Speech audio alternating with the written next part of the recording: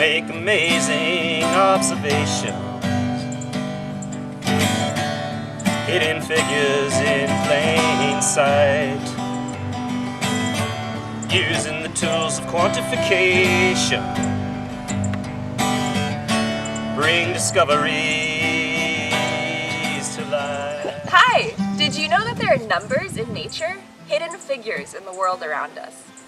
In this video, we're going to reveal those hidden figures. Yeah, quantification. Woo! Numbers are a language you can use to describe the world around you.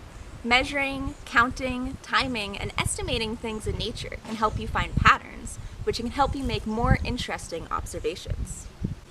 Finding patterns in numbers can help you to appreciate the complexity and the beauty of things in nature. Numbers, like words and pictures, can help you describe your observations. To find a number for something is to quantify it. Look at this tree. I could say it has a lot of flowers. Or I could count all the flowers in a single bunch. Or measure how many flowers are on an entire branch. Measuring or counting will lead me to a deeper level of observation. It takes practice to see the numbers behind our observations. In this video, we'll explore 4 ways to quantify our surroundings: counting, timing, measuring, and estimating.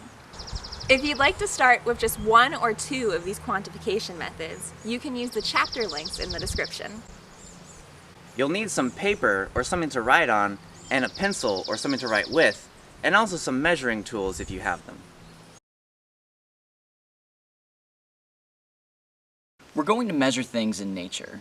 The length of, or distance between things, can show us interesting patterns.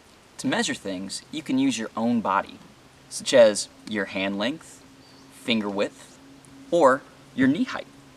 For example, Wilbur is using her hand length to measure the length of a fern frond. And Nacho is measuring how many steps are in between 2 trees. You can also use measuring tools. And here's some examples of tools that you can use to measure.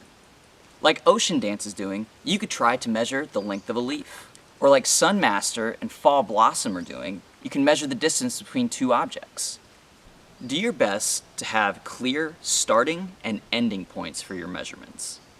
For example, do you see how Ocean Dance is lining up the 0 end of the ruler with the end of the leaf stem? Then you can look at where the other end of the leaf is on the ruler and see how long it is. If he didn't do that, it might cause confusion or make his observation less accurate. In a moment, you'll pause the video to find something that you can measure. Make sure you write down your measurements and use pictures and words to make your observations more clear. And often, numbers can lead us to questions. So write down any questions you come up with as you measure. Pick something in nature to focus on.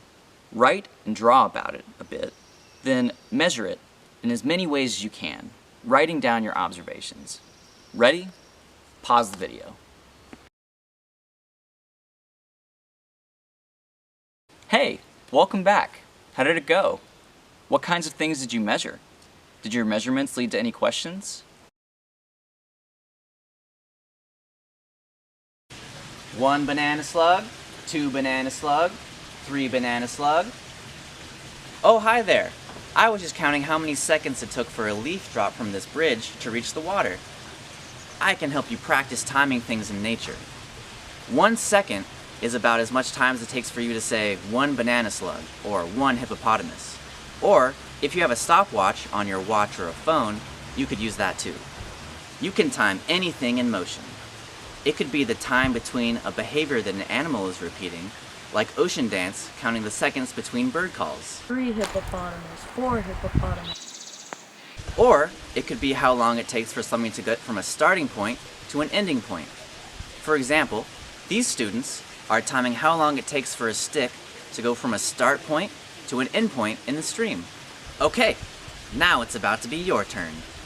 Find something that you can time and use your paper to record the data that you find about it. Include words and pictures of the thing you're timing too.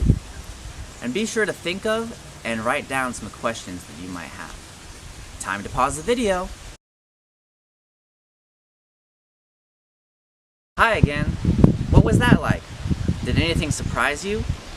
What were some things you learned about your subject by timing it? Did you remember to write down the units for what you timed? For this practice, you probably use seconds or minutes. What are some other ways that we can measure time? Some things might be better measured with a calendar than a stopwatch. What are some things in nature that we might want to measure in days or weeks?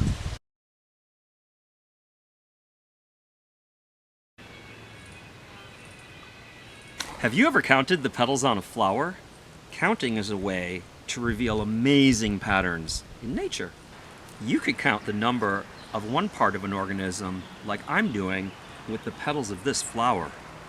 Or you can count the number of organisms in an area like Wilbur is doing with flowers in this one hula hoop area. When you're counting, it's important to include the context. For example, is it the number of types of flowers on one plant? Or is it the total number of flowers in a whole backyard? Using your paper to record your observations, you're going to count as many things as you can. Remember to use pictures and words to detail your observations. And remember to write down any questions that all of this counting leads to. Find nature things to count. Ready? 1, 2, 3, go! Welcome back. What kind of things did you find to count? What was the most creative way you thought to use counting? Did counting lead to any surprises? Did you come up with any interesting questions after counting? Sometimes it's not possible to count or measure things exactly. For example, you might want to know how many birds are in this large flock of birds. But if you were to count them all, they might fly away before you were done counting. Or you might want to know what % of the sky is covered with clouds. But if you were to count the clouds, that's not going to give you the information you need. In these cases, we use estimation. Estimating is more than guessing. Estimating is using a specific strategy to make your numbers as accurate as possible. Here's my strategy for counting birds in a flock. This could work with any group of similar sized things. First, I would count out a group of 10. And then I would count how many groups of 10 there seem to be in the whole flock. Looking at a picture that has a specific number of dots can help your eyes estimate numbers. For example, try guessing how many birds are in this picture. Next, look at this group of 25 dots. Now, try and guess how many birds are in the picture. This is the actual number of birds in the picture. Were you more accurate after looking at the dots? Pictures can help us with other kinds of estimation as well. For example, you might want to know how much of the sky is covered by clouds.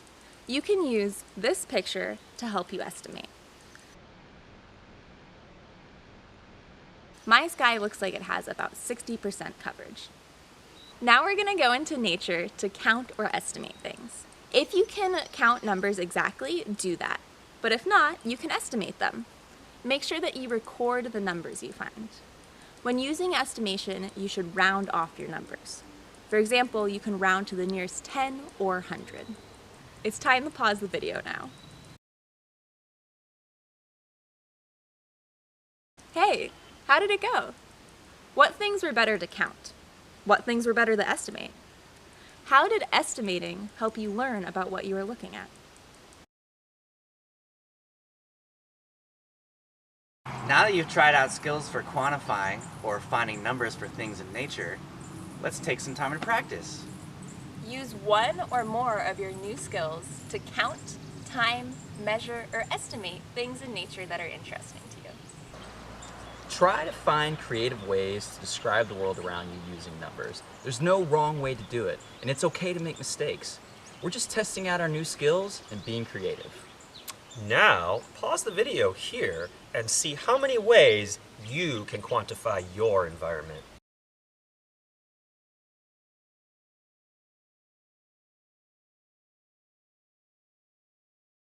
Now, let's take a moment to look back at the nature numbers we found. If you didn't write down any questions, take a moment to do that now. What questions did you come up with? Did your numbers reveal any interesting patterns in nature? What were they? Now, in the future, you can use quantification to understand nature more deeply, find interesting questions, and notice patterns.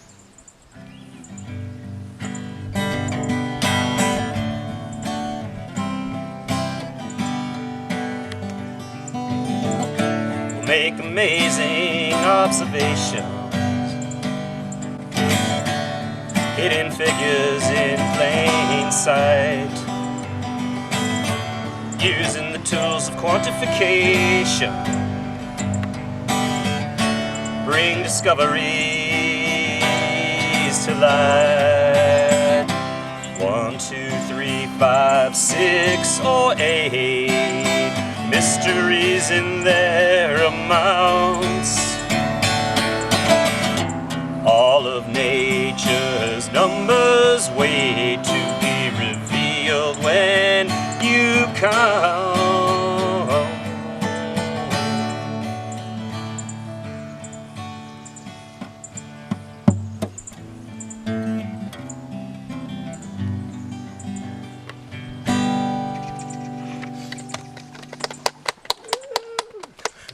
That was fun.